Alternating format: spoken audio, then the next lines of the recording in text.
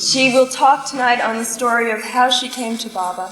Now, somebody thought that I would be having questions and answers, but you know what Baba says? That one question always leads to another question. And then all these dear ones behind are just longing to get me out of the way so they can begin their musical program. So we're not going to have any questions and answers tonight, but instead, if my voice holds out, I'll tell you not how I came to Baba, but how Baba came to me. Bye. Good. Is that all right?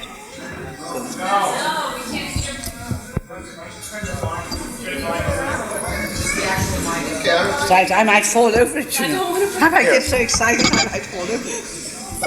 A little further away, don't you think? Well, that they need it. It's going to feed back, I'm afraid. I see. Okay, as you like. I'll try.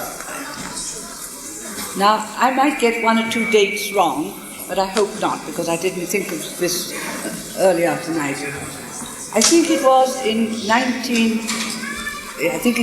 the children outside wanted.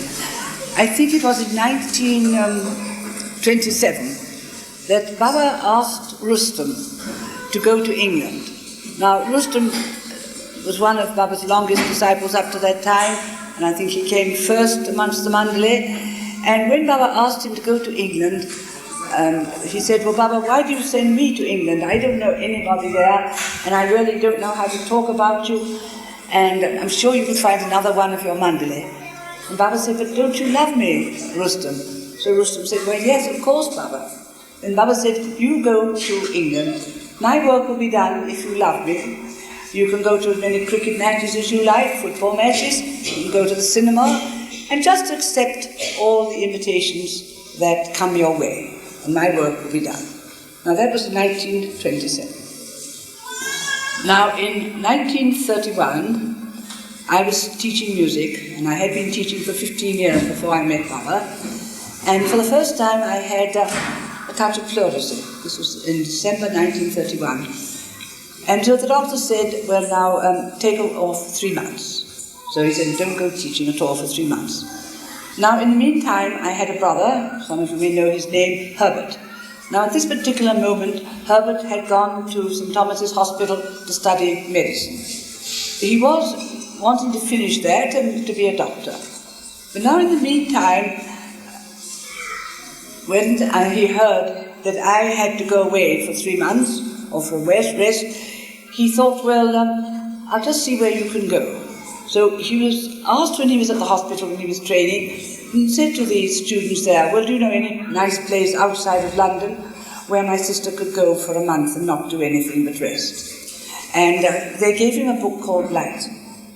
And he opens the book, it's a metaphysical book, and it falls on the page where advertised is a retreat in a place called East Challicum, which is in a very lovely part of England, down in North Devon and near Ilfracombe.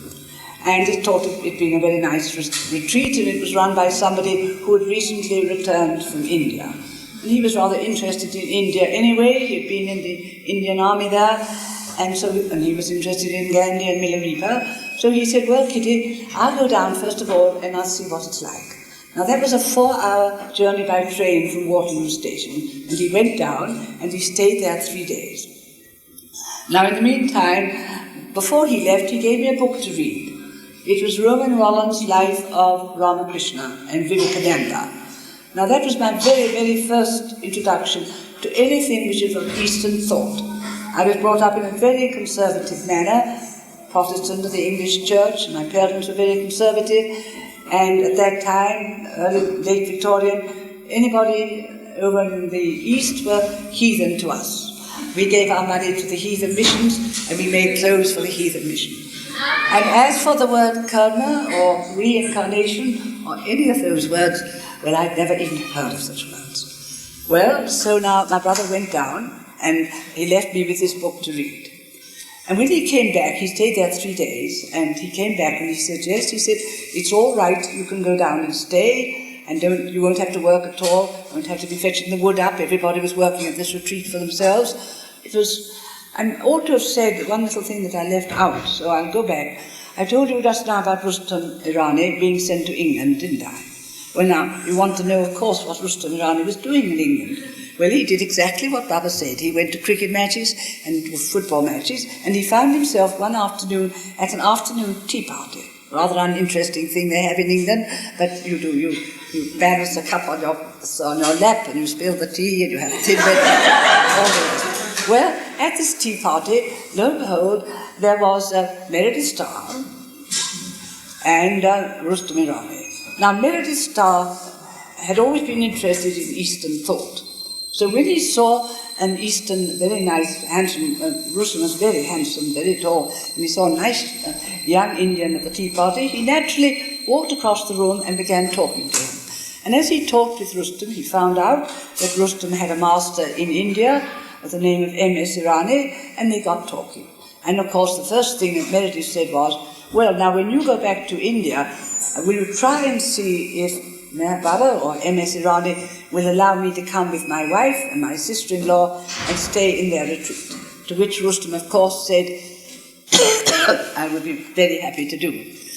Now, Rustam didn't know at all why Baba had sent him to the West, excepting that Baba had said, you know, my work will be both in the East and in the West. I will have to have Western disciples in this incarnation as well as Eastern disciples. So he was prepared for that, Rustam. So Rustam went back to India and told Baba what he had discovered, and of course Baba knew all along why he had sent Rustam, but was delighted that the contact had been made. And straight away Baba had a letter written to Meredith Starr to tell him to come out with his wife. So Meredith Starr went out to Pune and Aminagar and stayed with Baba, with his wife and sister and the ashram for about 3 or 6 months. And then Baba had to go to Persia. This was still about 1929. And he said to Meredith, now you go back to the West and try and interest people in my message of love and find a small house where Easterners and Westerners could be together when I come over, and that would be in 2 years' time. So Meredith was in this place, I told you, it was called East Jallicum, 4 hours outside of London, in a beautiful part on the south coast.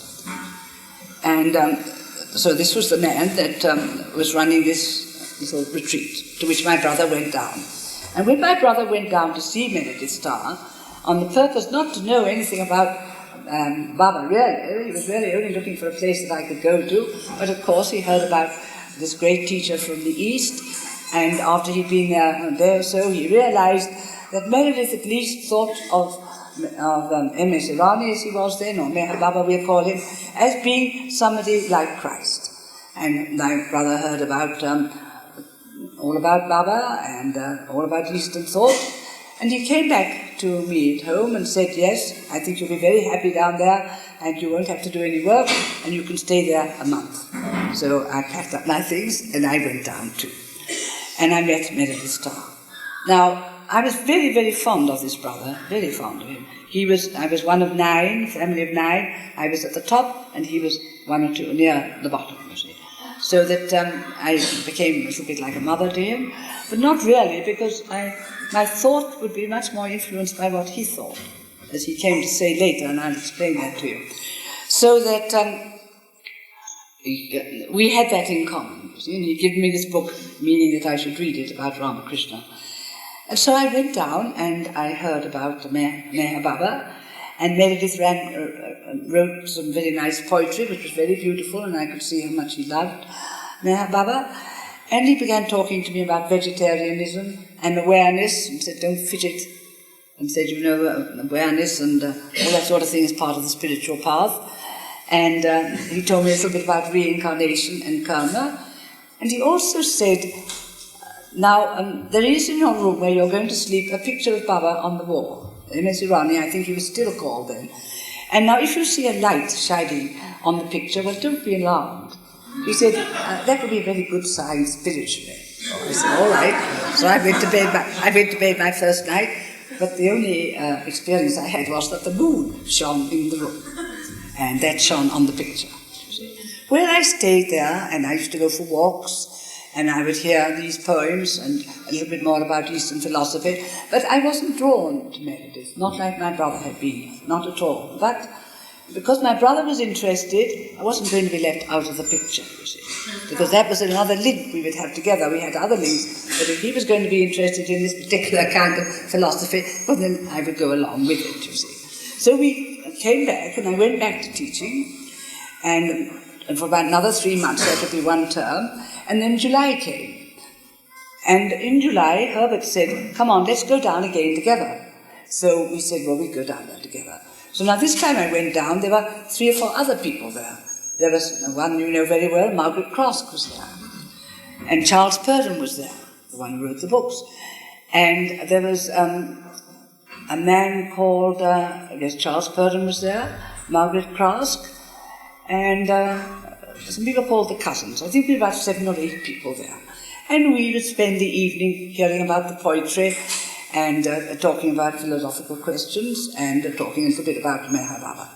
And while we were there, we went down in the July, and while we were there, a telegram came from, a cable came from India, from Baba, to say, it was written to Meredith Starr, of course, not to any of us, which said, love is calling me to the west, make ready for my coming. Well, of course, you imagine the excitement on the part of Meredith, and on the part of my brother too, because he was getting very close to Meredith, and he was getting drawn to Baba through Meredith. He was already, as I said, so interested in Milarepa and Eastern thought. And at the same time, remember, he was studying medicine at St. Thomas's Hospital in London. So the first reaction to the cable was that, well, we must do all we can to make it possible for them to come, and that was to provide the money for the 4 or 5 who were coming, and to provide a place where Baba could stay in London, and also a place where he could see a few visitors. Of course, there was the retreat, that was the place that Baba had asked Meredith Starr to have. In the meantime, Baba had been to Persia, and was now back again in India. So that when the cable came, we all talked it out, and Herbert and Meredith got together, and said, well now, when the time came, Baba said he'd come about August, but we were very used even then to Baba postponing, and his actual coming did not come until September. Well now we had to decide where Baba was going to stay. We know he was going to come and stay directly outside of London in the East Chalicum, but you don't usually come from abroad so far from India and not stay overnight somewhere in London. Well now that was a very difficult question, because there were 4 Indians, and England was still ruling India, as you know, and it wasn't very easy to find places where Indians would be allowed to go. I had very difficult questions. Oh, when they heard there were Indians, they say, I'm sorry, but we have no room. So this is what Herbert did. He went to father, and well now in the meantime, and one thing that's very important, you see, I told you that Herbert was getting, that all links in with the story. You might not think so, but it does. Herbert, you see, was studying medicine, and he had about another 2 years to go. He'd already done English at Cambridge University, and then changed, wanted to be a doctor. I wonder what else he would like to have been afterwards, something else probably. So that he came to father, and, well, he thought that, you see, he was very close to Meredith, and he wanted to help financially, that was it. He wanted to help Meredith financially with this nice little retreat outside of London. Well, now he couldn't do that while he continued medicine, because then he was paying out for medicine. So he said, I'll stop doing medicine and I'll take a job instead. I'll go to try and get a job. He was already an English professor, he was an MA, so he applied at the League of Nations and found that you could have an exchange professorship. So he had decided that he would go to Nanking for 2 years as a professor of English and forego medicine and make a lot of money, half of which he would live on, and the other half he was going to give to Meredith towards Baba's work in India and in this little retreat. Okay? So that he had 5 days. When Baba said he was coming in September, Herbert had just 5 days before he was due to sail for China. So that was the thing. He came to father and he said, Father, he said, you know, I'm going away for 2 years, and is there something I'd like to ask you if you do for me? So father said, well, what is it? Well, Herbert says, I have some friends coming from India, and I very much want to know if you'll put them up for one night. Well, you see, one night, and Herbert going to be away for 2 years, father could hardly say, oh no, that I couldn't do that. So, shall I say, Father had to swallow his pride, or whatever you like to call it, and he said, yes, they can come and stay one night.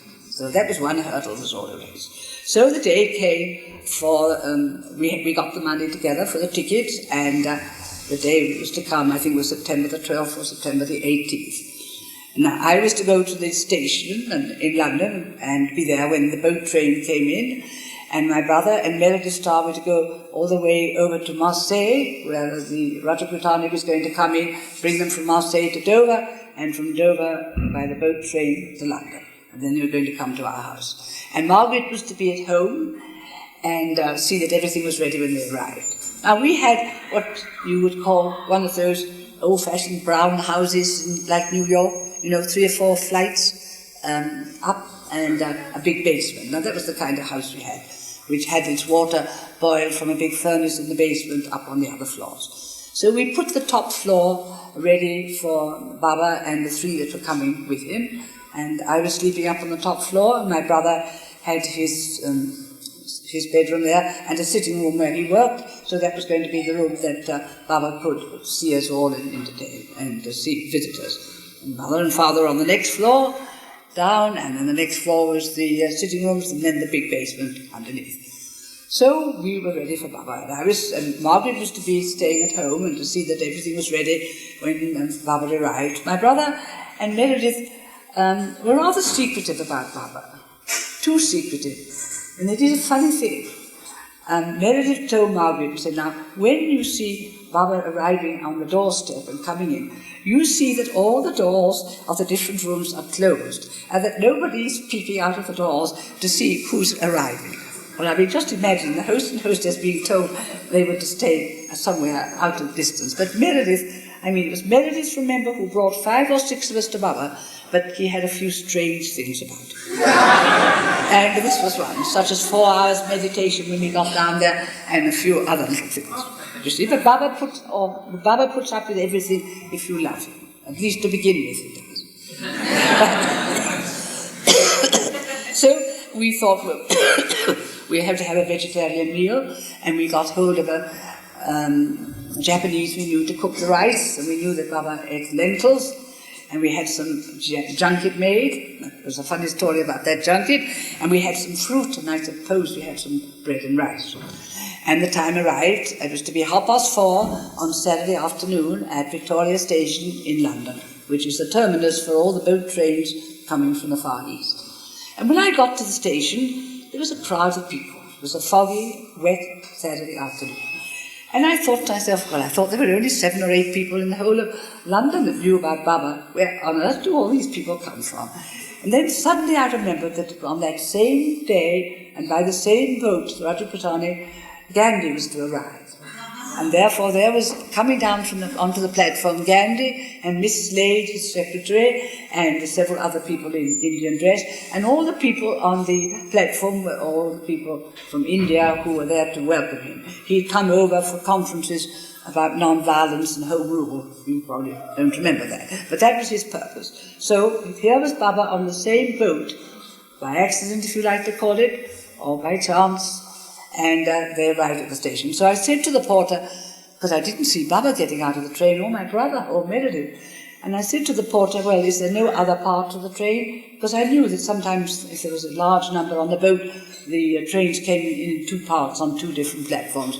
Oh yes, he said, over there, the other part of the train's coming in. If you're quick and go up and down the stairs, you'll just get there. So I made a race for the platform, just in time to see my brother stepping off the train, and Meredith Starr, Rustam Irani, Ali, I think Chanji was there, and Baba. You see, Baba with a turban on his head, and his chinchilla coat, and I think he had his white robe underneath. And so there I shook hands with Baba in a very formal way on the platform. Very formal, because I was very formal in those days. I couldn't be anything different. And I only noticed that Baba's eyes took in the whole scene. They were this side, that side, and everywhere. Well, we waited for the luggage, and then my brother came up to me and he said, we've decided that Baba and I and Meredith should go on by taxi, and you wait and get all the bedding rolls and come along by another taxi with Rustam. And Herbert said, I think I'll take Baba by the Foreign Office and Buckingham Palace. Things were very unsettled in England at that moment. So I knew already what my brother was thinking about Baba, that he would want to take him not the direct way home to where we lived in Kensington, but all around the Foreign Office and Downing Street and Buckingham Palace and the Houses of Parliament, all these important places where decisions were being made every day on the Middle East situation. That was between Japan and China at that time. So they went on, and I waited, and then came along with Rustum and these bedding rolls. Have you ever seen Indian bedding rolls? Oh, excuse me. They're very, very large, huge things. And they contain sheets and towels and blankets and everything. And there were 5 or 6 of those, but we got them all onto one taxi. And we finally arrived back at 32 Russell Road, which was where I lived. And there was Margaret, as was arranged at the front door, to let us in. That was the first sight that she had of Baba, on the doorstep of 32 Russell Road. Then we went upstairs, and we found Baba already seated, eating his rice and lentils, and sitting down, and the others were waiting on him or standing around. Then he asked Margaret and I to sit down. And we sat down, and then Baba handed us a grip. And Meredith Starr was the interpreter then, and he said, Baba did this, you see, because we had no idea what that meant. So he said, Meredith said, Baba's telling you he's very happy to see you, and he hopes that you're well, and all the rest. So we ate our grapes, and then Baba got up to move and went into another room and told us to remain seated and to finish eating. Now, at that meal, I told you we had junket. That was to be the dessert. But Meredith turned to me before Baba took the junket, and he said, how was the junket made? Oh, I said it was made with rennet in the ordinary way. Oh, he said, then you can't give it to Baba. I said, why not? Well, he said, you see, rennet comes from the cow, and Baba is a vegetarian. So I said, all right, well, we can't eat the junket. Baba would have taken it, I'm sure, but he didn't always what Meredith wanted at that time. So that was our first experience. Baba was a wonderful host. Well, then Baba went into the next room, and just in a few moments later, I suppose he changed. We were all sent for, a few of us, there were 5 or 6 of us, one by one to Baba in the next room. And then Meredith and Chanji were the interpreters, and I think I went in first, and Baba said, is there anything you want to ask, or is there anything you're worrying about? Well, of course, Baba knew before, but I asked him. I told him, yes, I said, my brother Herbert is going to China, and there's already talk of war, and they say it's a very serious situation, and I'm very drawn to him, and I'm just wondering what's going to happen to him. So then Baba spells out on the board, says, don't worry, I am sending him to China for my work, and I will see that he comes back safely. So then Baba said, is there anything else you'd like to ask? So I said, no, and then I left.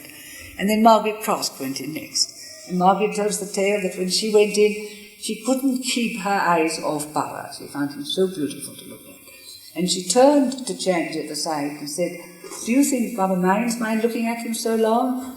And Baba took up the board and spelled out the board, and which said, it is your love that brought me to the West. So that was Margaret's first recital. And then, I'm not quite sure whether this happened on this interview with Margaret or whether it was the next, but it's interesting because Baba evidently in 2 or 3 days was going to the retreat. You know what I mean by the retreat that we had already for him out of London. And he must have turned to Margaret and said, well, now you'll come down on Tuesday to be with me there, you see. And Margaret's first reaction was, oh, but Baba, I will be teaching, of course. She was in dancing. But she said, before she had time to finish, Baba said, but if you don't come, I will have to turn the key. And Margaret said, from that moment she knew that you never discussed with the master. If he wanted you to do something, you would do it. It wouldn't be but, or this, or that, or that. Anyway, if it was at that interview or another, it was a lesson that Margaret learned very early on, and she always abided by that, you see. Well, the interview's finished, and then we were all sent back to the room. And then Baba came back to the sitting room where we'd been eating our meal, and he called me, and we sat talking. I can't quite remember what it was, but the incident that I imagine it was, are you happy, and things of that kind. And I must have been looking at his garment. He had a white long robe on, and there must have been a tear on it, you see, but I never said anything, but I suppose I saw the tear. And Baba turned to Meredith and said, tell Kitty to bring a cotton and needle. So So I went to get the cotton and needle, and when I came back, Meredith said, Baba wants you to mend this tear. So you see, my experience was that Baba knows everything from that first instant.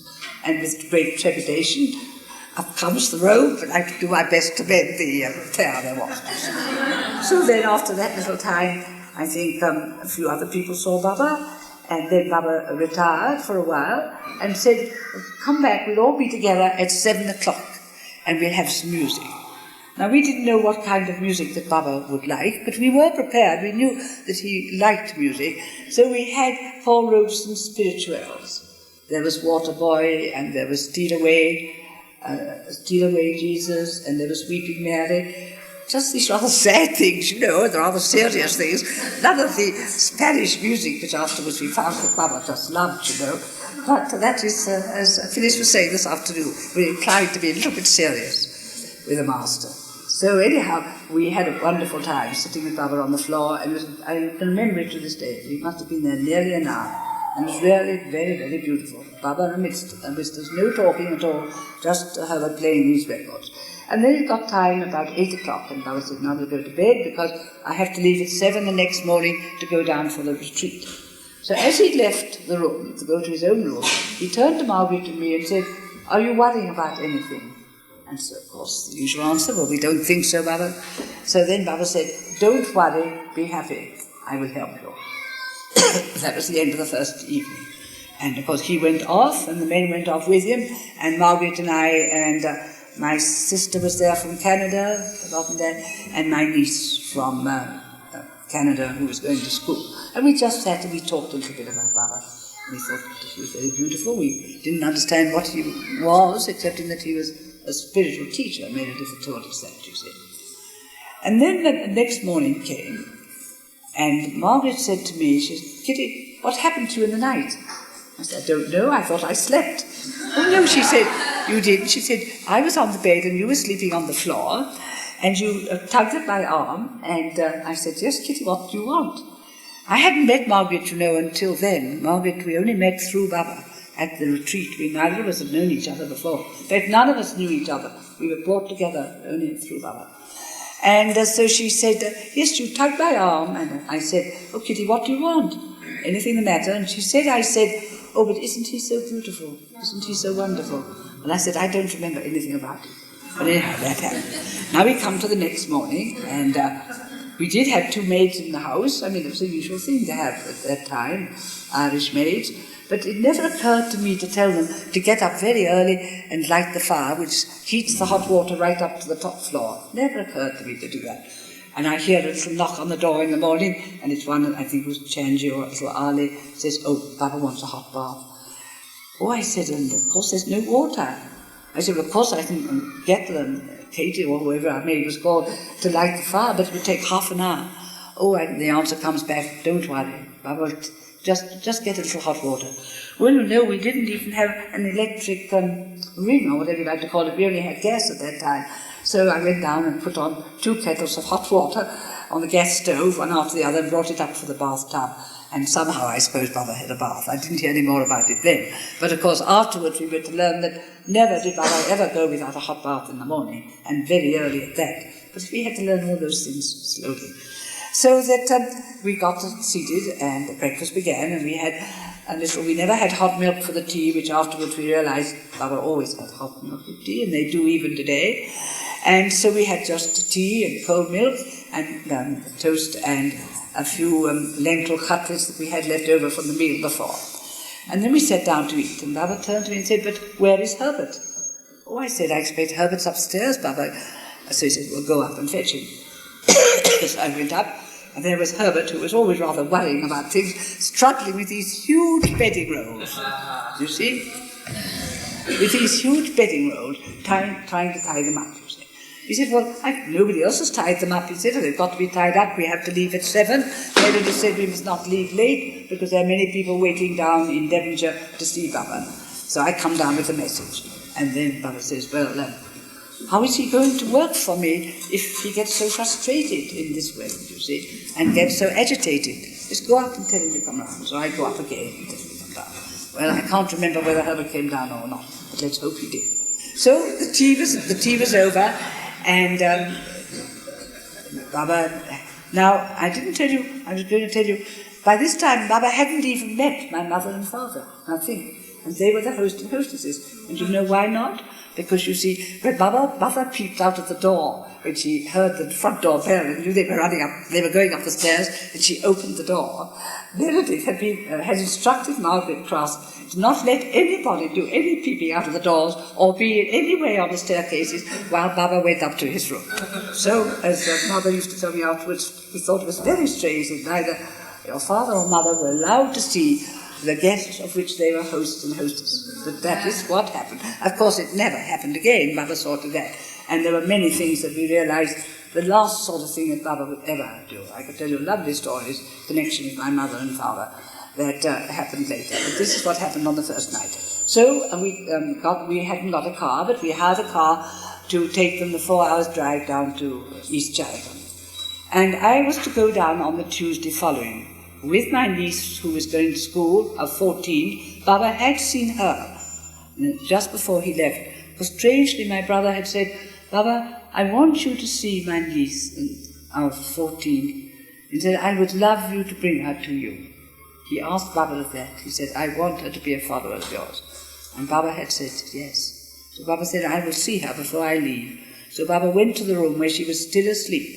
And as Baba went into the room, she opened her eyes. And Baba just said, she has great work for me to do in the future. Well, Baba must have meant in another life, because it certainly is not going to be in this life. Well, that is time with Baba, something quite different to what we think it is. So we got started, and I went down. I was to follow on the Tuesday with my niece, but not till the Tuesday. Baba had a way of working that for 2 or 3 days he would work with one person, then he would send for another and work for 2 or 3 days. Well, you see, my brother had only 3 days left before he was going to go to China, so the Sunday and the Monday and the Tuesday Baba was going to spend with him, and those also at the ashram, and Meredith Starr and his wife, etc., at East Challeton. We'll call it East Challeton because that was what it was called. And just as Baba was getting into the car, he turned to me, he had the board in his hand, and he said, is there anything you want? Well, the car was already in motion to go off, so I had no time to think. And I just said, yes, Baba, an increased capacity to love and an increased capacity to serve. And then as an afterthought, and I can't think where it came from, I said, yes, spontaneous goodness. I don't know what it really meant, but I remember those 3 things came out, you see. And Baba just spelt on the board, you will have all in a very short time. And then he went in the car and he left. And the rest of us at home went upstairs to the room, and there was Margaret Cross, my sister, my niece and I. And we sat down to breakfast and we discussed what a wonderful person Baba seemed to be from the few hours that we'd been together. We seemed so at home with him, he seemed so loving. In fact, he seemed unlike anything we had ever experienced before. And then my niece, my sister was there, the mother of the girl, Zilla. And she said, I said, oh, yes, and Baba wants me to bring Zilla down on Tuesday. Oh, said Mary, I can't have my niece, she's my daughter, she's come to go to school here. How can I have her going to an ashram where you meditate 4 hours a day? Isn't she ever to have any dancing or all the things that young girls of 14 would like? Oh, no, I'm sure her father in Canada wouldn't like her to go. And she started crying and saying, well, I don't. She knew that we were interested in Baba. She said, no, I wouldn't like her to go at all. So Margaret Cross said, now don't worry. She said, we won't take her if the girl doesn't want to go. We won't force her to come down with us. But of course, in a few days, Zilla was the one who wanted to go. But anyhow, we left it that way that night. And we talked and we discussed about Baba. Well, Tuesday came. Tuesday, as I say, my niece decided to go down, and we both went down, and we went by train. We didn't go by car. And when we got down to the little house at the retreat in East Challeton, we just saw Baba. We welcomed us there, but he didn't have very much more to do with us. There were 2 or 3 other people there, and we entered into the rest of the ashram. We went for walks, and we talked with Rustam and others, but I didn't see very much of Baba until the Wednesday. Now, Tuesday and Wednesday, we went to the beach with Baba, but he spent most of the time with my brother, who was to leave. And he said to my brother, he gave him his Sadra, he gave him his turban, and he gave him an orange to take with him on the way, and Herbert said, I ate both the peel and the orange. And the next day he went off, and Baba and Meredith went with him to the train, and he went off to China.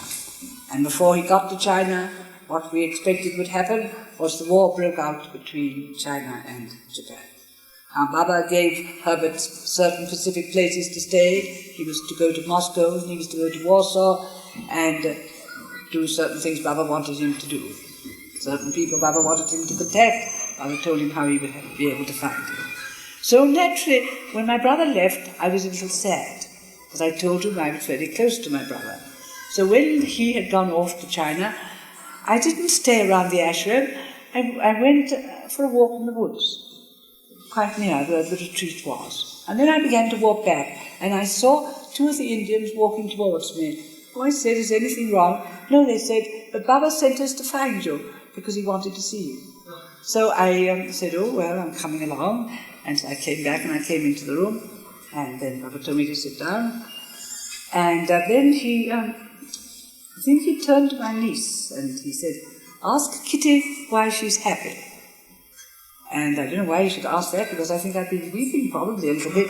But anyway, I answered, well, I'm happy. So Baba said, Kit, you see, Zella, she's happy. So that was all it was said. Well, now that was on the Wednesday.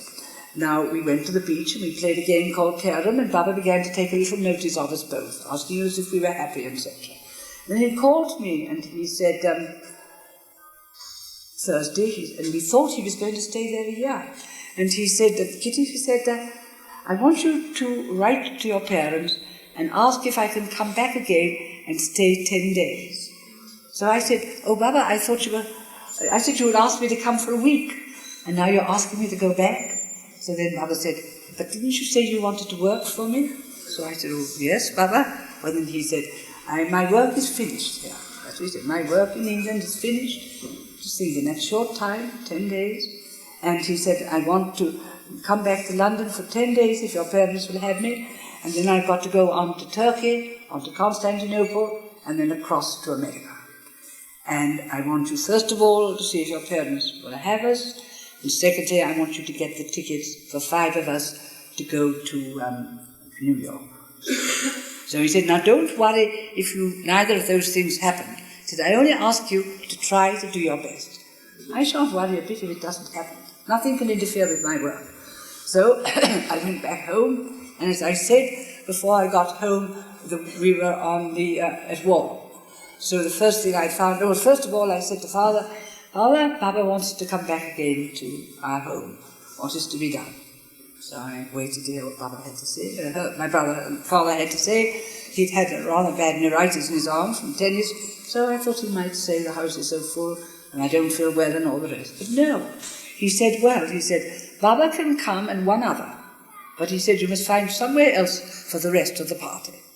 So I sent a telegram to Baba, and I said, this is what Father says. Baba sends back a cable and says, excellent. He says, just what I would like. I will come, and I forget who was coming, I think it was Rustum probably, and he said, you can put the others where you like, just so long as they can come and visit me every day. I don't mind where they are.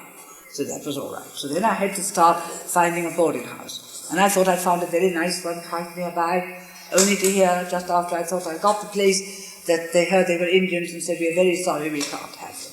And that happened 2 or 3 places, but finally I found a place not too far away where they were able to stay, and they could come in every day to eat with us and also to see Baba, because Baba had worked with them. So that was accomplished. Well, now about the tickets for America, that was a different matter. I told you I'd been teaching 15 years music when I met Baba. My brother had also got some money put by, and Margaret had some money put by. She'd been teaching, and between us all, we got the money. And, we could get the money, and we could easily get Baba across. But see what had happened. The war had broken out, and the banks were all closed, and the stock exchanges were all closed. So there was no way of getting any money at all, because it was in stocks and shares. So I had to wait for 3 or 4 days. I wired Baba that this was so Baba said not to worry, it would be all right. And then I went to the stockbroker, and I said to my stockbroker, I said, the banks are open now, and I want to sell this, and I want to sell that. Oh no, Kitty, he said, I'm your friend, I couldn't possibly let you sell anything. Everything is down, down, down. You just wait a few more days, and then everything will rise. And I insisted, I said, no. I said, I don't care whether I only get half the value of what I've got, but I said I want it by a certain date, and I've got to have it. Of course, when Baba wants something, it's always possible. And of course I got it, and we got the tickets. And then Baba, in 10 days' time, Baba came back, stayed with us, and then it was that he met Delia de Leon, and every day, for that 10 days, there were people that Baba could see at our house, all the time. And it went very nicely. We had our two maids and Mother. Then it was that Mother saw Baba for the first time.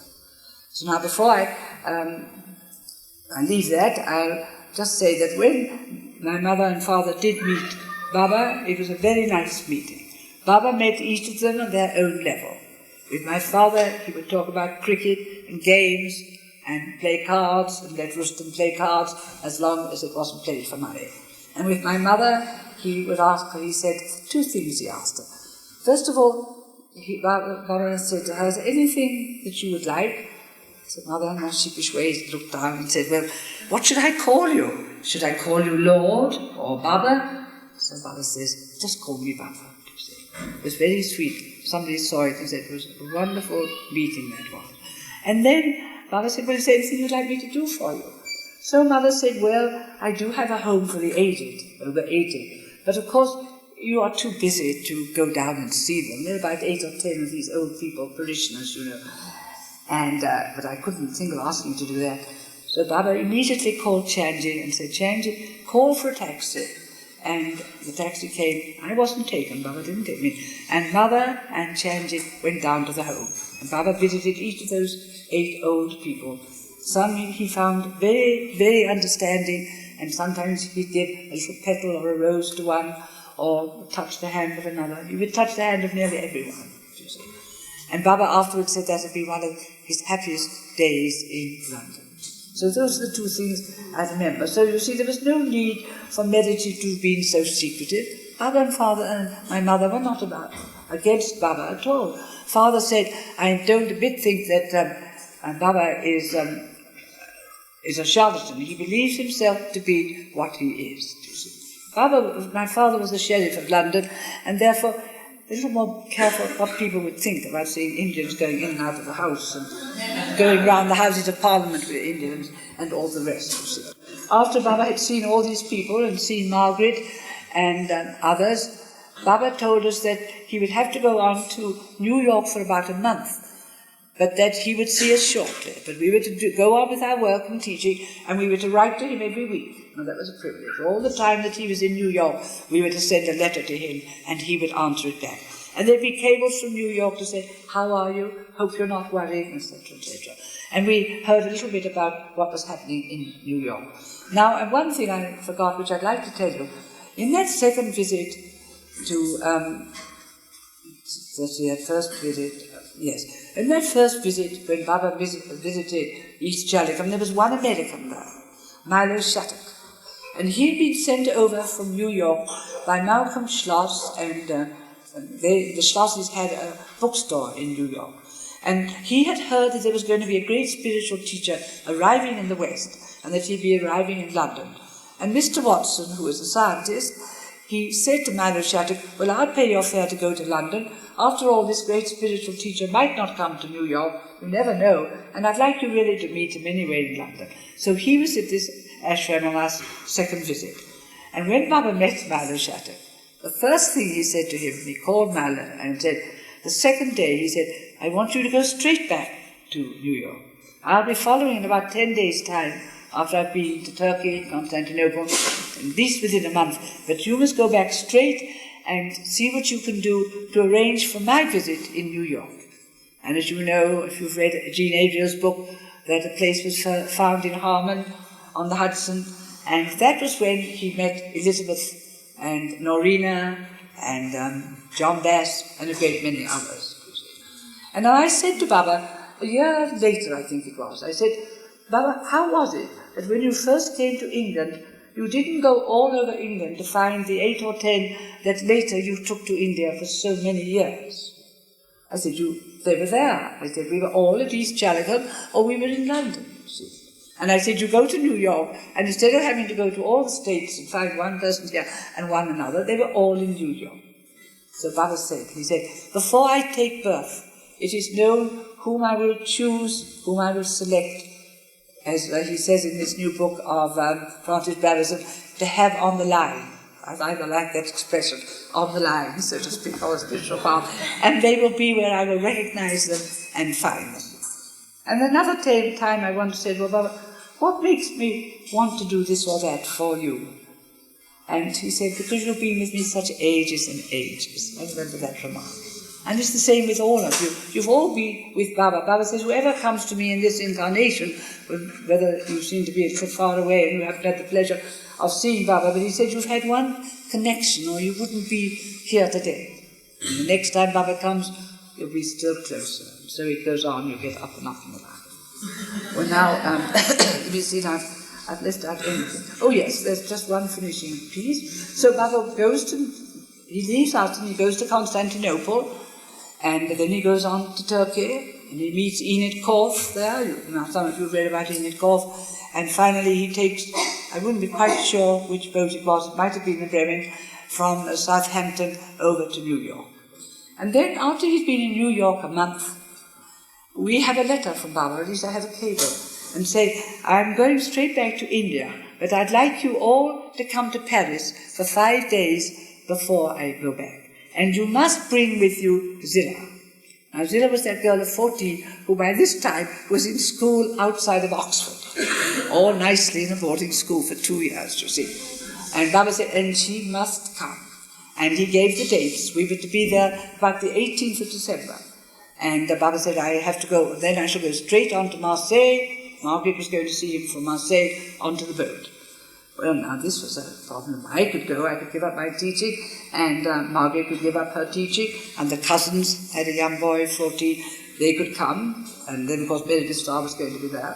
But how to manage, and my brother was in China, of course, but how to get this young cousin, this young girl of 14, you see. So I wrote to the teacher in Oxford. I said, I would be very happy if you'd let her leave the term before the end, because she's been asked to go to Paris, and it seems to be a very nice opportunity while she's away from Canada to see a little bit of the more of the Western world, you see. And I had the answer back, quite impossible. Nobody ever asks for anything like that. No girl is allowed to leave the school, a boarding school, until the last day, which is the 18th or 19th, and that is that. So I sent word back to Baba, and I said, Baba, this is the reply. Now Baba's not satisfied. He writes and sends me a cable again. Please, you are to try again, and you're to say, it has to be on this particular date, because I will be leaving for India, and then it will be too late. So I write again, and I say, I could come down to Oxford and meet her, and then we could go straight up to the airport and go on from the airport to Paris, you see. So I wait patiently to know what the teacher's going to do. Oh, a stuffy old teacher, And I get a letter, very curt. He said, well, you can come and fetch your niece, but it's quite unheard of, and I've never been asked such a thing before. Well, of course, Baba, when I get to Paris, Baba's already there 2 days ahead with the men and the others, and my niece and I arrived 2 days later. Now, Meredith Starr was there, see? And a nice young boy of 14, the same age as my niece was. And I remember 2 young people, 2 young children more or less, and the rest were grown-ups. Well, of course, Baba wanted to work on those young children, or he wouldn't have had them there. I made a special point.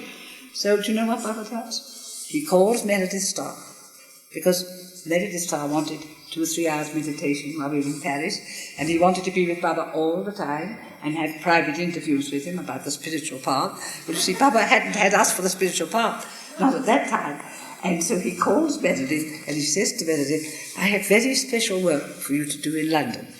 And Meredith told me this himself, and therefore I'm sending you straight back to London. And then Meredith went on and told me, you know, Kitty, I'm not to touch money, and I'm have nothing to do with women. I remember this quite clearly. And Baba wants me to go off I'd leave tomorrow. Oh, I said, oh, that's too bad. I said, and you won't be here. Well, of course. Meredith, I said, Meredith was no... I mind you, I've told you that if it hadn't been for Meredith, none of us, presumably, would be with Baba. So Baba used Meredith for many years before Meredith turned against Baba, you see. But that's another story, and it doesn't come into this. Baba uses you for the work he has to do, and we owe everything to Meredith, my brother-in-law. So what happened when Meredith left? Then we began to play tiddlywinks, and we had charades every night, and we went to Versailles, and we ran up and down the lanes with Baba at Versailles, and we went off and we saw Charlie Chaplin, and it was a lovely 5 or 3 days together, you see, until the day came for Baba to leave for Paris, to go on to Marseille. But that was the last time that we saw Baba, and Baba gave us, each of us, our work. And before he sent us back home, I was sent home, and Delia was sent back, and the cousins were sent back. The only person that went to Marseille was Margaret. Margaret tells this little tale that I think that she was in, if I'm right, she was in one compartment and she was in the next. I think so, yes. And this might have been another time, but I don't think it was. I think Quentin Todd was there. And she said all through the night there were 3 little taps on the door, on the wall, you see. From Baba was on one side of the wall and Margaret was the other. This was on going down to Marseille. Whether it was that trip to Marseille or another one, I'm not quite sure. But anyway, there was Baba to let Margaret know that he was there. She said she had these 3 little taps, and then she gave 3 little taps back to Baba. And then she got to Marseille, and she was sitting down at her tea, waiting for Baba to go off to the boat.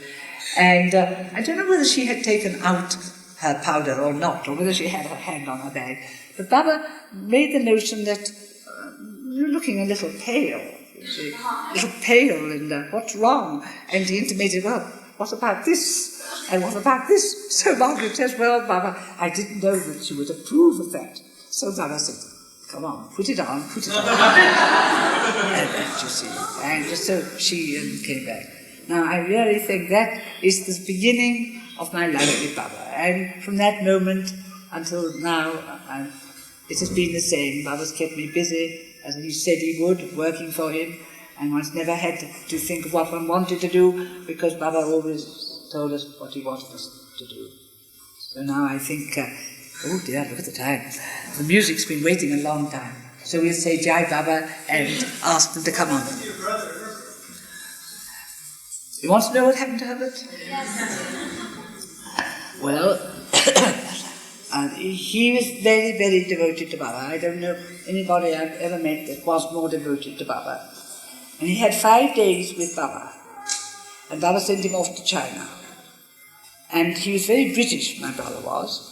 And Baba would always want to cut down all your prejudices, or what I call, yes, I suppose you call them prejudices, and wanting to have things done a British way, so I put it that way, and very conservative. So Baba would like to break you down on those sort of things. And so Baba tried to do it on many occasions. But after he came back, he was 5, I'm just getting it very correct, I may not be able to tell you all the little points. And anyway, he went to China, and Baba sent 7 of the men, if you read The Guard Man, you'll see it's in there, to stay with my brother in China. And then Baba himself went across to China and met the whole, and they all went back again to India. But after the 2nd or 3rd year, and Baba and Herbert was called to Cannes and to Portofino, and we had lovely holidays there. Herbert wrote beautiful things. And then Meredith began to turn. That's the only way that I can put it. Meredith began to get a little jealous of us, perhaps, and he didn't seem to quite understand the Indian disciples of Baba's. But whatever Baba was doing, whether he was turning the key or whatnot, he turned against Baba. And when he turned, he wanted other people to turn with him. He wrote to me, did Meredith, he wrote to Elizabeth's father, he wrote to many of us, but it had no effect on any one of us. But it did have a little effect on my brother. And gradually, with other things that happened, my brother wasn't sure whether he felt that Baba was the perfect master or not. And he was so honest and sincere with himself that if he didn't feel that way, he wouldn't have been able to stay with Baba. It's a question of heart and your mind. as Baba said, I had a wobbly mind. And he said, it's from wobbly minds like yours that I have come. When Herbert didn't have a wobbly mind, but he had a reasoning mind. And when Meredith began writing, well, they say this about Baba, and somebody else says this about Baba, Scotland Yard says this, somebody else says this from America, and Herbert was in China all this time, well, you can see how things begin to work. And finally, Baba always hoped that Margaret would be able to keep, Margaret told me this, that Baba said to her, well, Margaret, I always hoped that you would be able to keep Baba, keep Herbert. I knew the state of his mind, but I had to leave it like that. And I hoped that you would be able to have kept him. But it hasn't been so. And who knows whether it was what Baba's will was. So anyhow, Herbert left Baba, but he was always happy that I remained, and I saw the letter not very long ago in which he had written to Baba and said, well, I think perhaps from one reason it was a good thing, Baba, I left you, because then Kitty had to stand on her own feet, and she wasn't following you just because of me. It was a funny thing, but it was a little bit true. I suppose it must have been a little truth. But I never wavered one moment with my brother, who I was so fond of. And when I go to England now, I see him. I mean, we can talk, and the last thing he said to me when I was there, he said, Kitty, he went to the Ramakrishna mission. He didn't leave the spiritual path. Oh, no, not at all. He was still on the spiritual path. But believe me, I don't think a day must have gone by in these 45 years that he doesn't think of Baba. That I'm convinced he could not do otherwise. But until that great love comes back, and after all, Baba says love and faith are his gifts, so there's nothing that can be done. If Baba gives him back that love, he would come back. Well, anyway, he said to me, he said, you know, Kitty, I've been meditating for, of course, I'm Vivekananda now, these 40 years, and I really don't see what I got from it. And, you know, I was on tenterhooks what to say and what not to say. But I suppose Baba gave me the right words, because I said, well, you know, Baba does say that meditation must spring from love and must be spontaneous. So hours of meditation Baba doesn't want. He says, love and meditation must be spontaneous, and it must come from love, or God doesn't hear it. And my brother just replied, yes, I suppose that's it. He never said another word. And then one other thing he said, the last visit, he said, well, I suppose Baba has to test you. And I suppose he has to test you where he's going to be able to break you down. So you see, when Baba, for instance, a little tiny thing in Madrid made a tremendous amount of fuss because he couldn't get a hot bath in the morning, okay? Well, now, Baba didn't worry about the hot bath, but he knew that Herbert would be disturbed if he was to worry about it, because Herbert's reply is, well, what is a perfect master if he's going to worry about whether there's too much pepper in the food or whether his water is not hot for the bath? Do you follow? I mean, he'd feel that, well, to a perfect master those things shouldn't matter.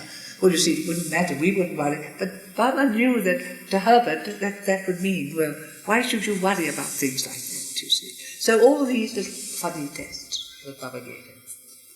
And so he left Baba. But Baba says, but he hasn't really left me. He says his heart is still with me and always will be. And I've never left him, but his mind and his reason has always been standing in the way. So Baba says to all of you, if you're in doubt between reason and heart, well then, or mind and heart, always choose the heart. But Baba told me not to worry, that everything was okay. But as you asked me, I had to tell you. Of course, there's nothing better that I would have loved for him to have come back to Baba. But that's evidently not going to be in this life. But nobody could have done more at the beginning than my brother did. Hello? Did Baba do anything with the teenagers specifically? On that second visit, the 2 14-year-olds? No, he didn't. Because, now I'm not going into that, an unfortunate circumstance happened in which my niece did not remain with Baba. That was due to her father in Canada. That was another one of those, well, I can't explain it, things that happened, you see. No. There've been lots of little things like that, or tests, another test, because I mean I might have gone the way of what they felt, you see, but Baba kept me to him in some way. Thank you, Kitty. Bye. Bye.